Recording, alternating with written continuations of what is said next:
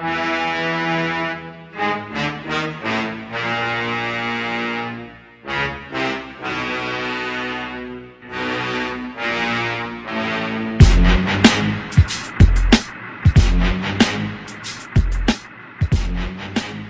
and gentlemen, it's the Big Jiu-Jitsu Show, member of the Pod Bros Podcast Network. Don't forget to go to podbros.com. Find yourself another episode you want to listen to. And don't forget to check out our sponsors, Trap and Roll Soap Company, Tape Armor, and Rolls Gear. And find all of our old episodes on bjjshow.com.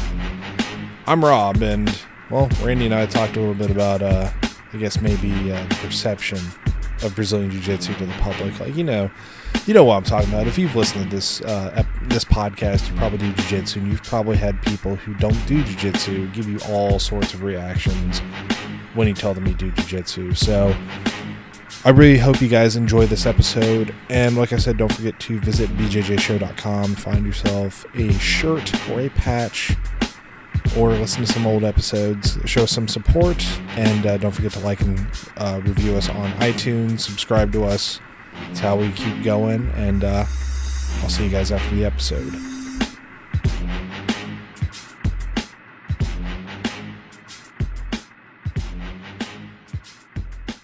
Yeah, dude, I've been trying to stay hydrated. I've been drinking that obnoxious, Yeti-sized water bottle thing, 2 of them every day, except it's the Yeti knockoff instead of an actual Yeti. Because nobody wants $100 for a tumbler. That's fucking stupid, man. Because I was like, dude, look at that thing. I was like, yeah, it keeps the water cold. It stays cold all the time. I'm like, yeah, dude, that's awesome. How much is that? Like $100. Like, nah, I'm good, man. Let's keep going to the sink. Exactly. You know what else keeps things cold? The refrigerator. Oh, that too. Yeah. fucking amazing. Who would have thought that? What was it? It was kind of like air conditioning. We were talking about air conditioning the other day. I was like, air conditioning was a byproduct of somebody trying to just dehumidify a room, and they realized it kicked out cold air. So dual purpose of just dehumidifying puts out air conditioning. It's kind of the same thing. Like, oh yeah, you get a refrigerator. Why the fuck do I need a Yeti? Actually, it's not the same thing whatsoever. What were you drinking if you were talking about air conditioning? That's not exactly the first topic I go to when I'm hanging with my friends. Like, hey guys, let's talk about air conditioning. Fuck, I don't remember. It was me and Chelsea. We were talking because she said we need to be careful of the humidity in the house, and I was like, I'm pretty sure HVAC systems are dehumidifiers just by being a dehumidifier. Because it's an air conditioner. See, and that's why I don't work in HVAC. That's the main reason. Ladies and gentlemen, it's the Big Jiu-Jitsu Show. I'm Rob. I'm Ray. And I guess I'm not an HVAC system guy, so I have no fucking idea. So, hey, if I'm wrong, just go ahead and correct me. In fact, I'll probably just look it up and get the real answer here in a second. But how's it going, Randy? It's been a full week since our last episode. Yeah, things are good. Staying busy as always, and was happy to get on the mats 3 times this week, in addition to some kickboxing. So it felt good to kind of get back on the grind again. That's good, man. I unfortunately was unable to get to class, but I did roll the mats out in my garage and did some gymnastica natural, did some drills, moved around a bit in my gi, so it felt pretty good. Did you have your dehumidifying air conditioner running while you were doing these drills, or? No. I was thinking about maybe getting a giant, one of those, not a giant fan, but I probably need a couple box fans for the garage. It was pretty terrible in there, so I feel like I did drop at least 5 or 6 pounds of water weight just moving around in the humidity of North Carolina. Well, and the weather's been all over the place, too, with this pollen and stuff, too, so it's kind of brings about a unique challenge. Yeah, and we had a tornado warning today as well. Well, yeah, I saw this. Some places out that way, it looked like there was some pretty substantial damage too. So yeah, we avoided. Pretty wild. Yeah, we avoided it where I live, but still, leaving work, they're like, "Hey, heads up! There's a tornado warning. So don't go too fast." And I was like, "Fuck, man! I see a tornado. I'm turning around, and getting the hell out of there. I'm going fast at that point." But something. Oh yeah. Speaking of work, something interesting happened. And I guess that's kind of the topic I wanted to touch on today as well. So, anybody who listens to jiu-jitsu or does jiu-jitsu and listens to our podcast mainly, it's probably run into this once or twice. So we're at work, and a whole bunch of people I don't know. It's a training environment right now, and the guy is going around saying like, hey, it's important to have hobbies, and something that's good about your hobbies is you have a lot of attention to detail. So hey, like for example, Rob, what's your hobby? And I looked at him, and my brain said, come on, man, you know what you do for a hobby. And I said, woodworking. And he's like, yeah, attention. Well, in all fairness, though, I am building a bar upstairs, and it's something I enjoy doing. I enjoy like building things and working with my hands, either to make a piece of furniture to choke a man unconscious. I enjoy those things, but I think what maybe subconsciously I was doing, because this always happens to me, always happens wherever I work, and it's not necessarily me saying it, but somebody catches wind I do jiu-jitsu, or I did MMA or whatever, and then it turns into like, well, don't fuck with Rob, man, he'll just knock you out. Oh, jeez. Yeah.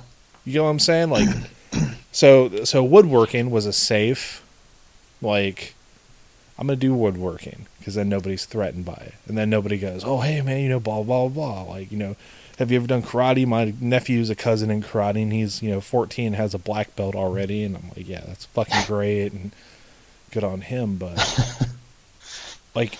Yeah, well, you hear it too much, too, and it's like the same stuff over and over again. Have you ever had anybody ask you, they ask you what your belt is, and you're like, I'm a brown belt, and they're like, well, why is my 12-year-old nephew a black belt? That doesn't, like, and then you have to go into this whole explanation as to why what their 12-year-old is doing is completely and utterly useless in comparison to what you do, and the conversation spirals downhill immediately. I could, man, but I don't want to shit on their, like, and that's the thing too. Maybe I'm a little nice about it, because it's like, somebody's like, yeah, like my little, my son is 12 and has a black belt in karate, and I don't be like, yeah, well, I'll fucking smash your son's face in. How about that shit? Like, that's what you're supposed to say. That's the appropriate response at the time.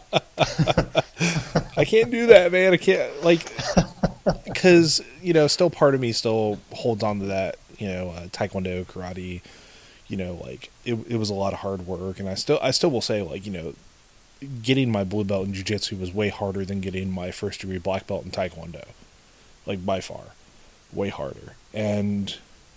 But still, like there's sometimes, like, hey, we had this one guy when I was in taekwondo. I was still it was when I was training with Brian for a bit, and then kind of came back to taekwondo to work. I had to eat, man. It was a shitty situation. And this guy was like, yeah, we trained in kung fu, and we did all these neck exercises so nobody can choke us. And I'm like, I want to be like, bro, I'll put you out right here, like, no problem. But I'm just like, all right, yeah, that's cool, man. That's real cool. So I mean, are those touchless? How are they the touchless masters? The ones that are like throwing people through walls, like from across the room, and Yeah, man. Why do all of them look like they can't go up a flight of stairs without being winded? Why is that? I mean, because if you can use the force to choke somebody from across the room, you don't have to do a lot of cardio, man. Yeah, that's fair. Like, fuck it. That's actually a really good point. No, but for me, I'm just kind of like, it kind of seeps into everything. Like, yes, jiu-jitsu is, there's the jiu-jitsu lifestyle, and we train we train to perfect our art. We never perfect our art, and coming up from the 90s, like 93, the world's first exposure to Brazilian jiu-jitsu was what? Hoist beating up a shitload of people in the UFC back in the day, when it was like the only rules were no fish hooking and no eye gouging. Like, right. And I feel like that was the initial introduction to it. So now anybody and everybody who does Brazilian jiu-jitsu, and like, the public's eye isn't necessarily a cage fighter, but now they're like, oh, don't fuck with this guy, because he'll fucking break your arm. Yeah, or always, people always, when they say it about me, it's always like, oh, Randy, he'll fold you up into a pretzel, human pretzel. I'm like, just stop. Yeah, just stop. And it does. It always takes the conversation in this weird direction anytime you bring it up, and so I definitely feel your pain. I'm sure everybody out there that does jiu-jitsu feels the same way. Or, oh, he does UFC. I'm like, no. Okay, UFC is if fighting organization. Okay, and then you go into the whole lingo and vocabulary of mixed martial arts, and it becomes a little frustrating. So woodworking is a good answer. I wish I had something else that I was good at that I could throw out there as a hobby. I was gonna say, like, I really hoped he didn't try to go into it, be like, well, when you're like using a router, blah blah blah. I was like, I want to be like, bro, I just fucking measure angles and like just cut those. There's the stuff I'm building right now is not very complicated, but I was like, please don't call me on this. But like you said, you go into jiu-jitsu, I can give you fucking pages and pages and pages of just like history of jiu-jitsu, application, shit like that. And I don't know, man, maybe just I feel like an asshole. Keep somebody asks a question like, well, really that's a misconception of jiu-jitsu, but instead just like, yeah, whatever. And then you always get the ones too, like they're either self-trained, right? Yeah. Oh, I don't do that jiu-jitsu stuff. I'm self-trained. Yeah. Like, oh, that's from Street Fighter people, or what else? Oh man, there's so many different variations of responses that you get. I think. Those. Yeah. I'm sorry. Go ahead. I was gonna say, but those are the two most common I get. Are the ones that say, "Oh, I'm self-trained," or or how about this? How about the ones that say that, well, you don't want to go to the ground in a street fight? Like, why not? My favorite of those guys. Yeah, you may know that, but the thing is, I don't fight fair. Like, okay, like, cool. Yeah. Like, what, do you carry sand in your pockets at all times? Like, what are we doing? Just throw it in your eyes. Yeah, just pocket sand. Nah, man, just, it's like, I had a point where I was going on that side, but yeah, pocket sand or whatever. I don't fight fair, just whatever. Like, a good example was, I did a resiliency fest and resiliency, for those of you who are not in the military, we run a module pretty much called resiliency training to help soldiers bounce back from, like, hey, you fucked up today, but we still love you. So you're not like going home and like crying because the army was mean to you or whatever. So Big John, one of my students / former students, good question. Again, he's a purple belt under me. He is a master resiliency trainer and a behavioral health specialist in the army. And he's a genius, but he's also like the living version of that comic of the giant white belt with a blue belt on the guy pulling him, says, yeah, that's right, use his weight against him. And the dude just stand there all fucking cock diesel. That's Big John. So Big John had a great idea. He said, hey, they said we can do a jiu-jitsu class and teach people how to use Brazilian jiu-jitsu for resiliency. I was like, hey, that's a fucking great idea, man. Goes back to Big John being a genius. He said, what you do is people come up and you teach them jiu-jitsu and you show them how jiu-jitsu will, jiu-jitsu is a good physical representation of fighting against like things that keep you down. So like being resilient. So, I showed like a mount escape. I showed like, an UPA drill pretty much, like arm trap and roll. And I was like, see, like, now instead of me crushing you, you have a way to escape. Well, after like the first two lessons, it turned into people just randomly coming up and saying like, hey man, do you want to roll? And I was like, fuck, of course. My brain's like, no, well, actually, let me rephrase that. My smart side of my brain, the smaller part, said, don't do this, man. It's a resiliency fest. This is not an excuse for you just to roll with a whole bunch of random people. Right. And my big dumb like barbarian brain said, oh, he came up and challenged you? Fuck him up. So we can all figure out which one won in that sense. So, it's people coming up and like you said, like, oh, I fought a lot when I was a kid, or like, sorry, my dog just ran through. I don't know if you can hear him, but like stuff like that. We did have one guy, Sean. He was a blue belt up in Virginia, which is funny because he was like 2 cities over from me at the same time I was training up there. He eventually joined, but that was probably the best roll I had of the day, just getting to roll with somebody who knew jiu-jitsu. The other times, was guys like trying to slam me, like, just trying to be dirty, but still being able to handle the situation. So, right, like there you get like the sense of, jiu-jitsu actually does work. in that aspect, but you still catch some people are just like, nah, man, I don't want to fucking do that shit. I'm too much for you. You couldn't handle me. I'm like, okay, yeah, you're right. Couldn't handle you. And it's exactly, and that's what I give into now. Those sometimes you're always gonna have that ego that in the back of your mind that wants to prove them otherwise, but it just seems like it's not worth it. And we get them in the gym all the time, the rambunctious white belts that want to, go crazy on you, and in the end, it ends the same way every time. But it's just part of it. But yeah, I mean, when you talk about hobbies, it's tough because so many people don't understand the depth of jiu-jitsu. I mean, they only see it at face value, or even worse than that, they're completely oblivious that there's a difference between Brazilian jiu-jitsu and, the Taekwondo school, Kim's Taekwondo school at the corner of the street that, is completely watered down, Americanized, and not even teaching authentic Taekwondo anymore. Yeah, exactly. And that's the thing about it. Like, we joke around, and I say stuff all the time. I talk junk about Krav Maga sometimes and stuff like that. And you know what? There's respect across the board for martial artists. I respect you if you're a martial artist because there's a passion that comes with this, a dedication that comes with it that I have a lot of appreciation, admiration for, having been doing it for 20 years. I mean, jiu-jitsu 10 years, but martial arts total 20 years.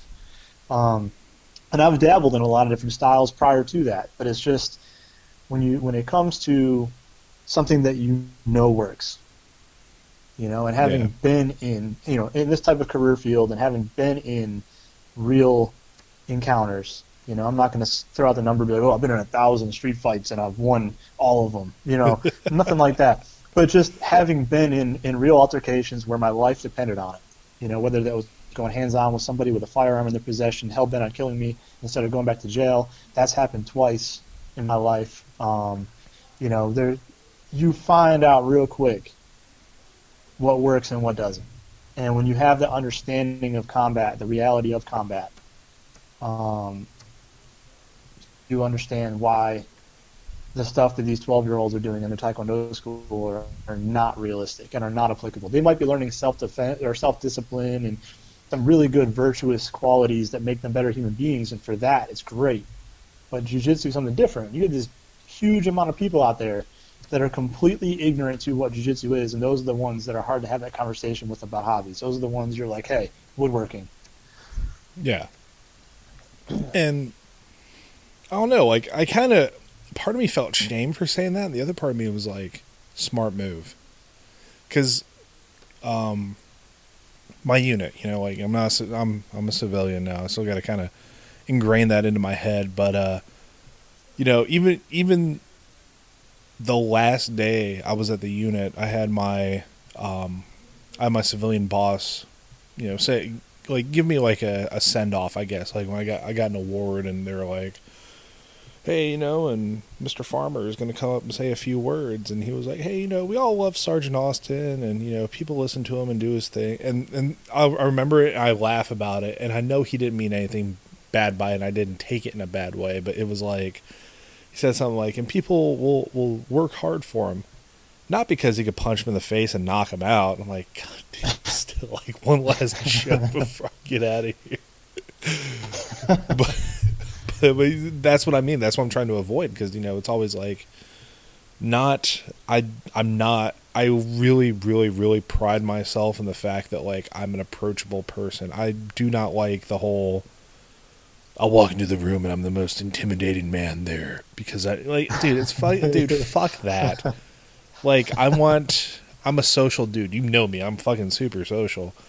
And, yeah, absolutely. And if people are like, Jesus Christ, that dude, giant guy, fucking, he's wearing his tap out shirt. Like, I don't want that. I don't want that perception. I want people to come up and be like, get to know me. And then eventually, if like the jiu-jitsu shows up and they're like, oh shit, I had no idea. Like, yeah, it's what I like to do. It's a part of me. It's a big part of me. I mean, shit, I'm doing a fucking podcast on it. But, right. It's not all of me. And maybe just a little bit of like, maybe it's like an anime. I don't want people to know it right off the bat.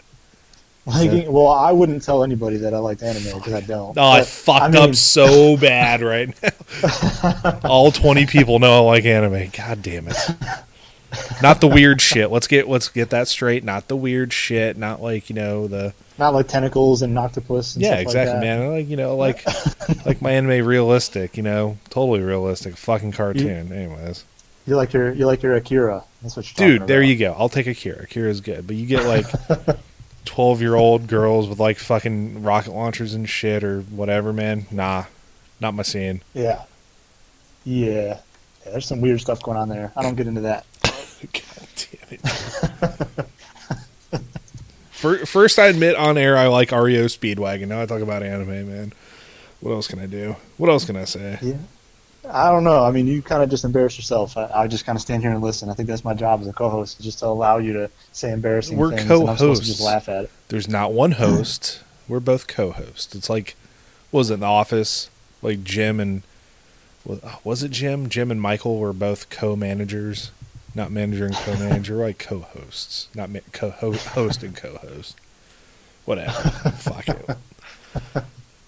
We're both hosts. Well, there we go. Yeah. The other part of the conversation, though, the flip side of it is maybe, I'm going to get a little Master Yoda on you right now. Okay. Maybe you didn't bring up jiu-jitsu in response to his question about what is your hobby, because it is in fact your lifestyle and not a hobby. Oh. I like it. Yeah. So my mind's you're not a jiu-jitsu hobbyist. That's your lifestyle. That's something that you embody. It's something that is part of your identity. A hobby is something you just do on the side to keep yourself entertained.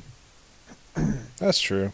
I can get down with that. Yeah, I am a jiu-jitsu lifestylist, I guess. Yeah. That'd be it.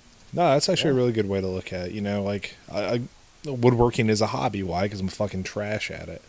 And we'll see, man. Like this is definitely like so it's one cabinet I'm building right now, and then like another cabinet that will house the mini fridge, and then probably in a few weeks I'll actually put the proper bar upstairs with but you'll see it when you come through.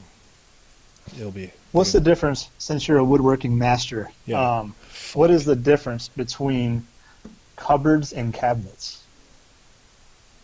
So, cabinets, right, have doors, and cupboards are known to have an Indian live in them, if you're familiar with the book.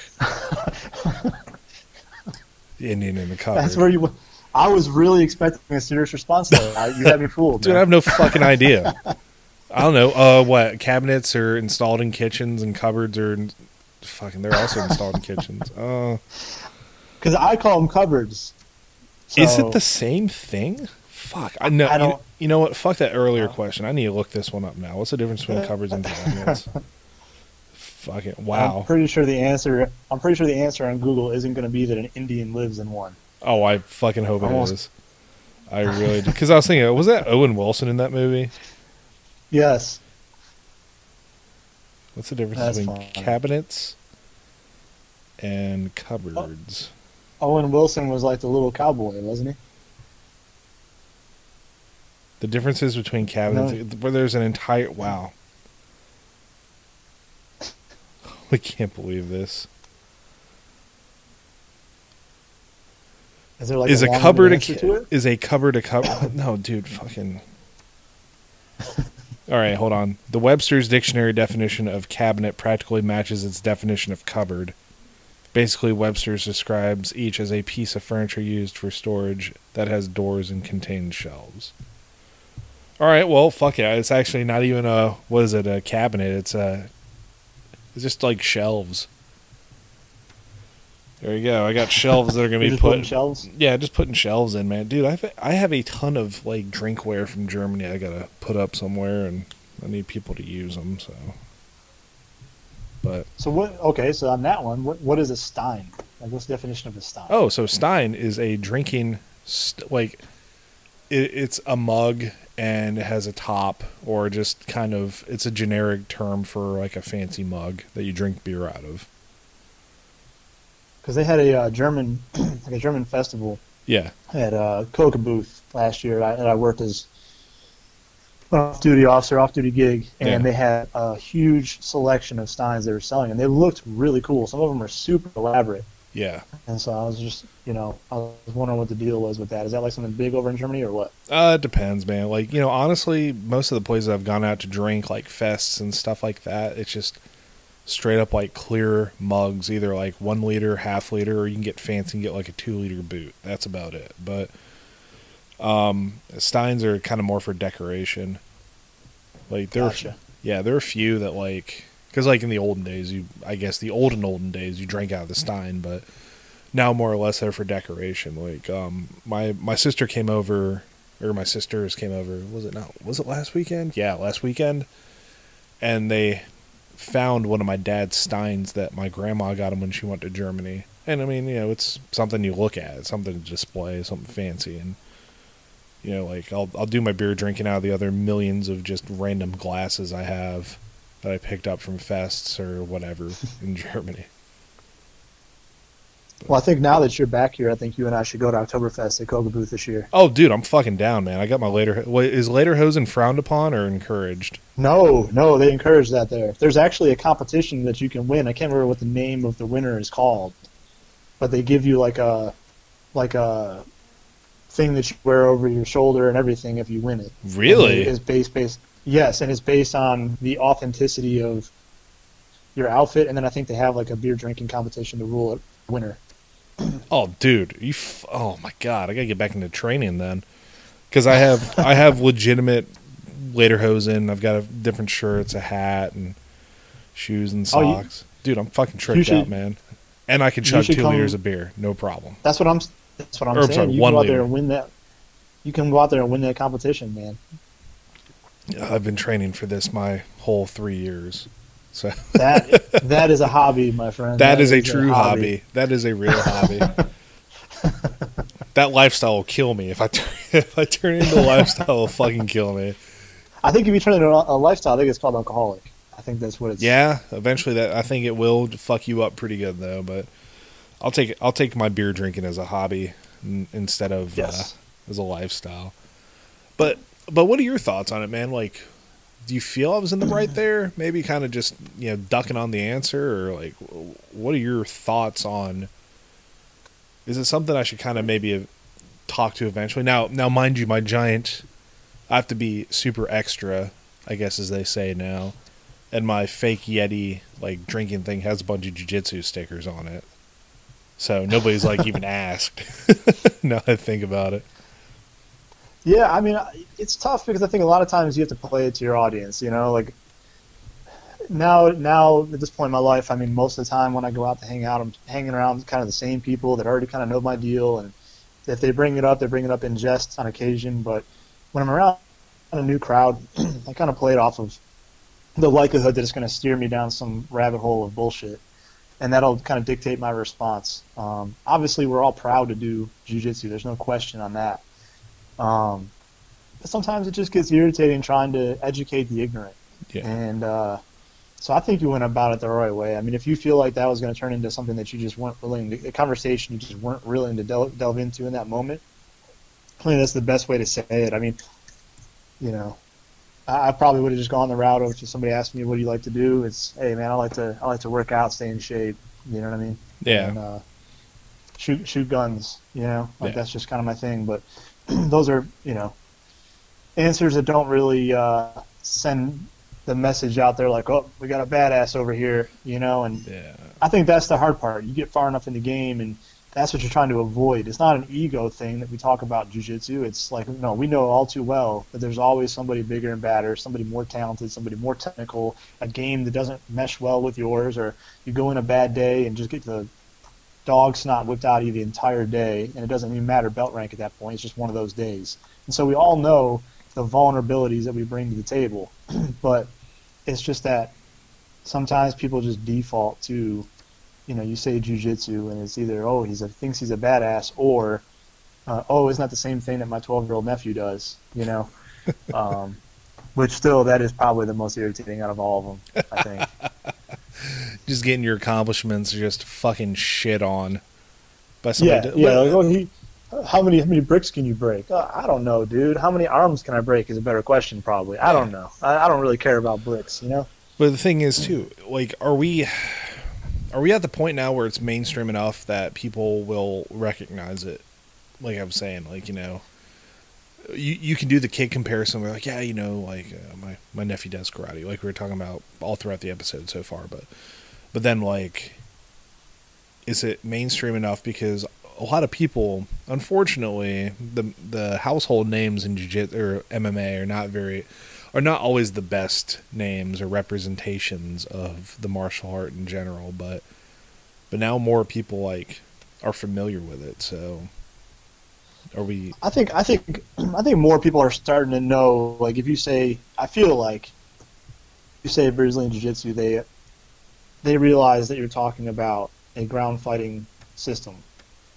And that's not, obviously, we know that's not all jiu-jitsu is, but I think that's the level of understanding that you're starting to see become more common. It's common knowledge that jiu-jitsu is ground fighting. Yeah. But I think that's about where it maxes out, unfortunately. Yeah. Not a bad thing. At least right now. Now. Right now, it seems like that's the case. Yeah. I don't ever, you know, and I'm pretty cynical in this viewpoint. I never see it going like super duper mainstream like a lot of other like obscure sports have gone. Like I just don't, because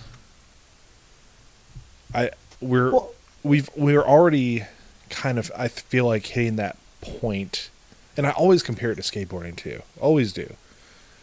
Like the skateboarding point before we started to see a decline in it again, where all the kids trying to get free shit and be sponsored, and we're like at that point in jiu-jitsu right now.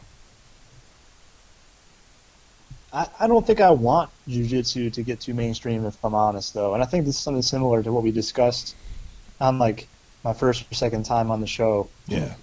I think it was the second time. In the second episode, we talked about that, the competition aspect, and how we didn't... You don't want it to suffer the same fate as a lot of other martial arts systems that have come to the United States, where it gets watered down and it starts to kind of lose some of its efficiency and effectiveness, and it kind of gets bastardized by the sport rules, and, you know? Yeah.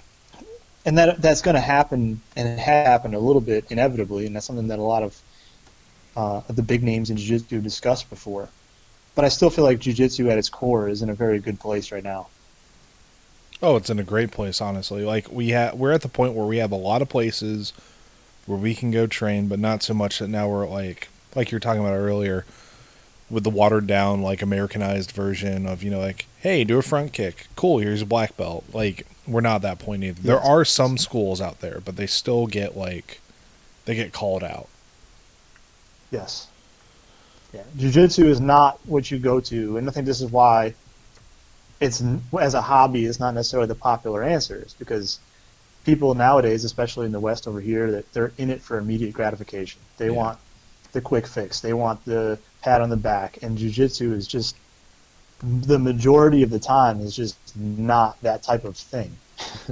It's a grind. It's real difficult. It beats you up. It breaks you down. It builds you back up over and over and over and over again. And it takes a particular type of person to do it for a long period of time. Obviously, you see it change people. You see people come in that are kind of weak-minded and they get stronger, and I think that anybody's capable of that if they put forth the effort. But the bottom line is that it's probably one of the hardest things anybody's ever going to do in their life if they stick to it. And so I think that's why there's such a lack of understanding for it, and probably what's protecting it a little bit from becoming that bastardized style, westernized, watered-down version, is because there's not really an easy way to do jiu-jitsu. Yeah, there really isn't. Either you do jiu-jitsu yes, or you do jiu-jitsu no. You do jiu-jitsu maybe, just like grape. Good old Miyagi-ism. Nice. I think I like it. There you go. So on that note, I say it's a good episode right there. Before we head out, anything you want to leave our guests with, or listeners actually? Yeah, no, we're still picking up. We're still picking up speed. We're just getting started. This seems to get better every single time. I can feel it. So I'm just, again, like I said last time, I'm real optimistic about the future of this podcast, and I'm happy to be here. And I want some feedback from the listeners as to what they want to hear about, guests they might want. I've got some ideas on some guests I'd like to bring on that that me and Rob have discussed that we're excited about, and I think the listeners will be excited about them as well. But definitely give us some feedback. Hit us up on Facebook. Let us know what you're thinking. Absolutely. And I'm really excited as well, based on the people we talked about. And, now I'm in North Carolina, I can probably I say we go on like a little school tour and promote the podcast and pin like white belts down and ask them why they're not listening to us. Oh, we totally should do that. Oh, one more Totally. thing. I'm super pissed at Jeff Shaw. I think I said this last time. I don't remember. For moving when I get back. Come on, man. Killing me hanging. We can't be the only Brazilian Jiu-Jitsu podcast in North Carolina. Well, doesn't he still have one that's kind of going on here? Isn't Yeah, there one maybe. still? But he's in Bellingham, man. He's in Washington. Yeah. Bastard. I'm mad at him. How about, let me put this out there. All right. I'm mad at Jeff Shaw because I didn't get a chance to meet the guy until right before he left. And I've been Dude, doing this for a while. And he's like one of the nicest guys on the planet, and I only had the opportunity to roll with him once. And so I guess we're both mad at Jeff Shaw for leaving. And I think there's a lot of people in the North Carolina community that are mad at Jeff Shaw for leaving. Damn you, Jeff Shaw, and your wanting to go elsewhere and learn from other new life experiences and stuff. Curse you, bastard. All right, ladies and gentlemen, thanks again for listening. I'm Rob. I'm Randy. And we'll catch you guys next time.